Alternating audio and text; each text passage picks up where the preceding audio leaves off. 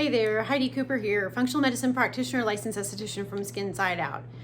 So you have changed your diet, you have tried to clean things up with your gut health, and you're still suffering from eczema. If that's the case for you, then this video is for you today. So eczema, unfortunately, has really been a condition that has become much more common over the past several years. And it really has a lot to do with the fact that we are just living in the most toxic time in history. We're just bombarded with all of these environmental exposures. A lot of what's happened to our food supply has really been very damaging for our bodies and very difficult for us to process. So I want to give you hope, though, because there's so much that can be done when we really find the root of why the eczema is going on. The only thing that I can really tell you is a common denominator with eczema is that it's a outward physical manifestation of some sort of internal health challenge that's going on. Either the body's having a difficult time dealing with some sort of toxic burden.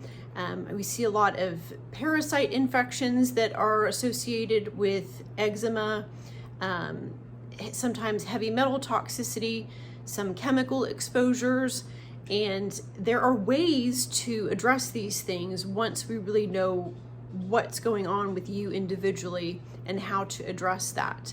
And sometimes even doing something as simple as a basic CBC with differential, which is something that you typically would have done as routine blood work in your doctor's office, can tell us a whole lot, even as far as food sensitivities go, or maybe parasitic infections, maybe a viral load or bacterial load that the body's having a difficult time managing.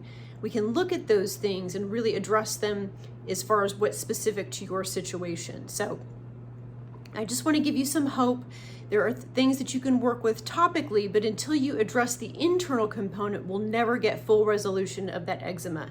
And I know sometimes this time of year when the weather's a little bit cooler, we'll see more of that presentation going on because the skin's a little more weak. It's weakened a little bit from it being a little dehydrated from maybe having heat on in the house and some of the cooler weather exposures and that sort of thing. So I hope that was some helpful information for you. If it was, please like and share this video. If you have any questions, please feel free to reach out. I'm always happy to schedule a lab or interpretation for you and help you really unpack why some of that sort of thing might be going on with your eczema situation. So health and happiness. Have a super fantastic day. Thanks so much.